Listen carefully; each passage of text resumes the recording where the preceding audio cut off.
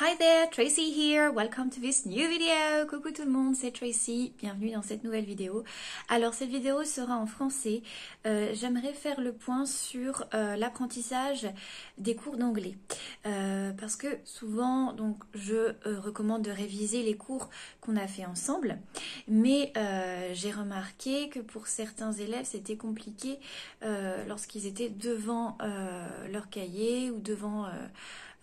les supports pédagogiques et voilà, qu'est-ce qu'il faut faire pour réviser.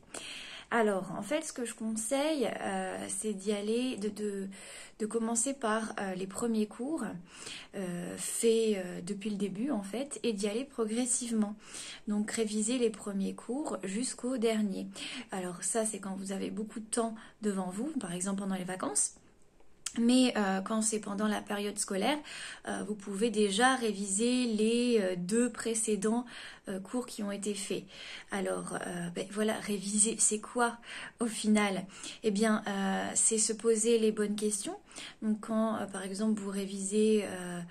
un point de grammaire. Si c'est un point de grammaire, vous pouvez vous demander alors à quoi ça sert? À quoi sert le modal que j'ai appris en cours? À quoi sert par exemple can ou can't? À quoi sert some ou any?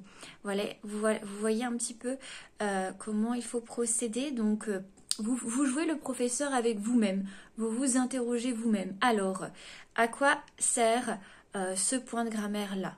Dans quel contexte je l'utilise? Vous jouez le prof avec vous-même.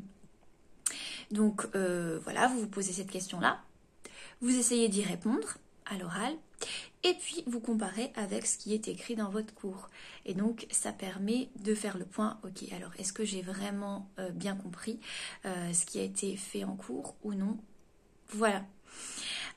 Pour le vocabulaire, par exemple, l'apprentissage du vocabulaire, j'ai remarqué, qu'il y avait des oublis lorsqu'il fallait réutiliser les mots en cours, ou il y a des problèmes, par exemple, j'ai des élèves qui vont savoir prononcer les mots à l'oral, mais qui vont avoir plus de mal à les écrire.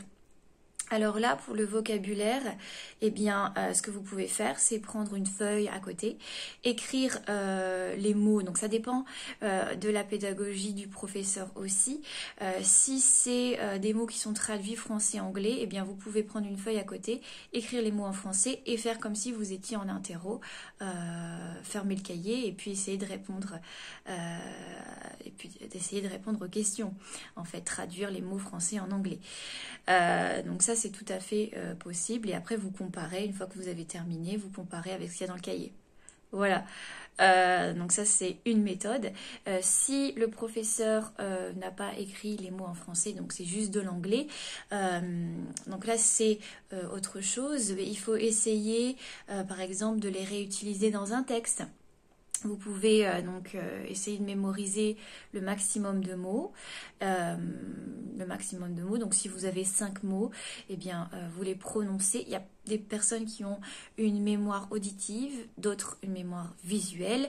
Ce que vous pouvez faire, c'est les prononcer plusieurs fois à l'oral, si vous avez 5 mots par exemple. Et puis, vous fermez le cahier, vous les reprononcez et vous les écrivez. Ou vous pouvez les écrire dans un petit texte. Ça vous permet de les pratiquer. Voilà. Ensuite, si vous avez le professeur qui est plutôt dans la rédaction de petits textes pour réutiliser ces points de grammaire et ce vocabulaire, c'est pareil. Vous pouvez lire plusieurs fois à voix haute, ou si vous avez une mémoire auditive, ou bien lire le texte si vous avez une mémoire visuelle, essayez de le photographier. Et pareil, vous le faites plusieurs fois, vous lisez plusieurs fois et ensuite vous fermez le cahier, vous réécrivez. Donc voilà des petites méthodes pour réviser. Donc j'espère que cette vidéo vous aura aidé et essayez de mettre tout ça en pratique. Alright, so bye bye everyone, talk soon.